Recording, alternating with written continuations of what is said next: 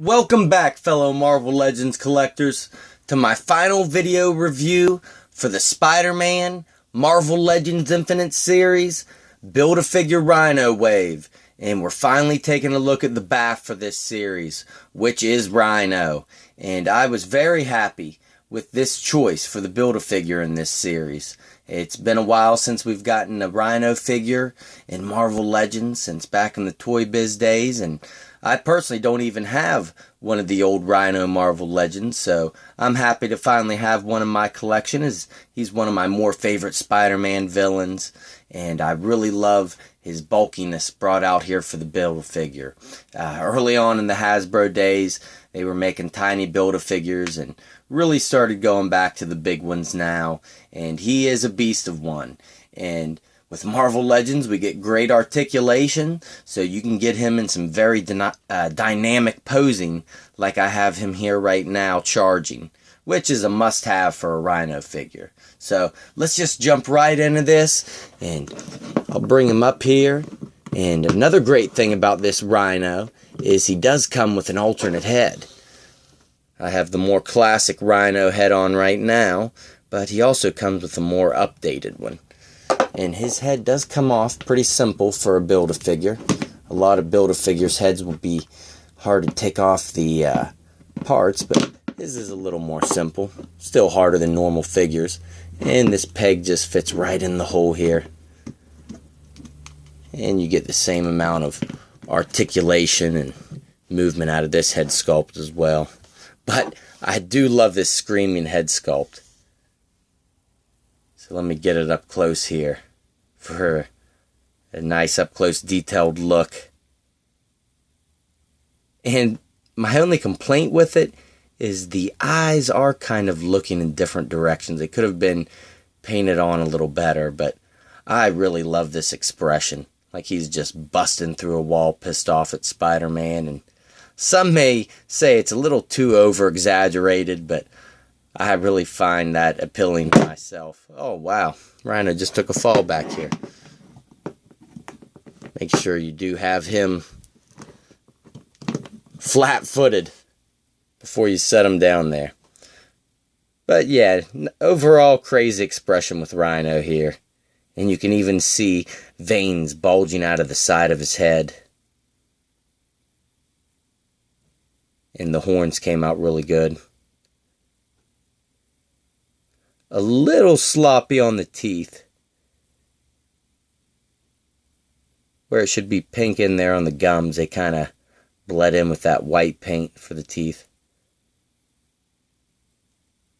But it's nice to have two options, and this other head sculpt is a more updated look. And he just kind of has a stone cold face in this one.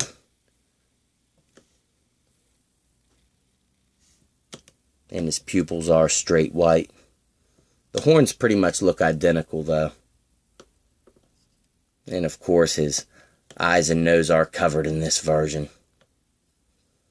But overall with the texture on this Rhino, they did a really good job to how he looks in the comic book, with that kind of crackling skin. And it does have some nice paint shading in here. If you can tell, there's kind of some darker brown tones coming out on those pads. Now the chest piece is pretty much a straight. It's the straight color of the plastic, that gray plastic. But there is some extra shading detail on these pads and the head and the legs. Nice textures on the back as well. And he's even detailed if you push the ab crunch forward on the part that was hidden. And I like how there's different spots that are actually bigger on his skin, just like how a Rhino's would be.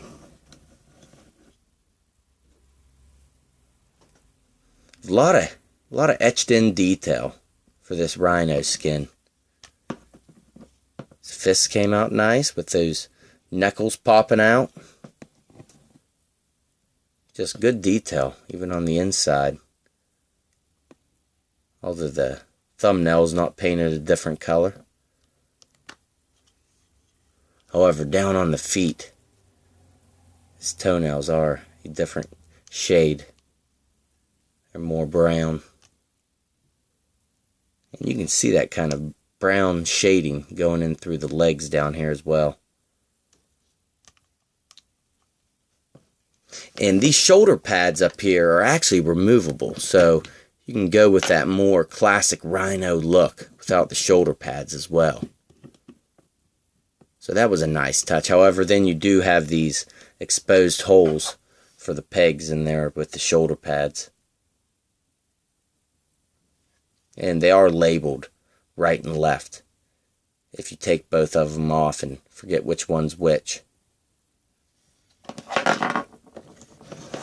So overall, really great detail on this Build-A-Figure. I mean, not a lot of color variation with Rhino, but they did a great job with what he looks like in the comic books. And articulation, he's pretty darn good for a Build-A-Figure. As you saw with the charging pose I had in him earlier, you can get him to balance really good in those kind of positions. But his head is on that peg and hinge, which will rotate that far to the left and that far to the right. It kind of starts to get caught from his shoulder blades back here if you rotate it any further. And he will look only this far up, but real far down, which is nice for those charging poses. And with the shoulder pads, you can't get really that much movement up, but without them, you can get pretty much up to 90 degrees, so that's good. And the same thing, it's restricted with this cut here at the biceps. With the shoulder pads on, but with them off, you can get full 360 degrees of rotation. And at the elbow, he has a single hinge, which goes straight and up to 90 degrees and back. And he has a peg and a hinge on the wrist, which you can get full rotation out of and get pretty far back and pretty far forward, not too bad. Now the ab crunch, it doesn't really go back any. You can only get it straight. If you start to take it back, it resets, and you will only get it one click forward. So kind of limited there. Would have been nice to get one back and maybe even one more forward. But we do have a cut here at the waist, but it looks a little funny if you have it too far to the side. Sculpt doesn't match up at all, but you can get full rotation out of it. And he's pretty good here at the hips. He's got that kind of ball joint and peg here, which will split that far out, kick pretty far up, and only that far back. But he does have a cut here at the upper thigh, and you can get full rotation out of it. At the knee, it's a little stiff, but it's only a single joint that you can get back to 90 degrees. So really don't need a double joint there, and it wouldn't have looked right with Rhino as big as he is. But those knee joints are kind of tough. And you do get the peg and the hinge on the foot, which will go that far back, that far forward, and get the ankle pivot, which is much needed for those charging poses. So I can picture a lot of Spider-Man Marvel Legends fans picking up this entire series, even the characters they don't like, just to build this Build-A-Figure Rhino. And you don't have to get both Misty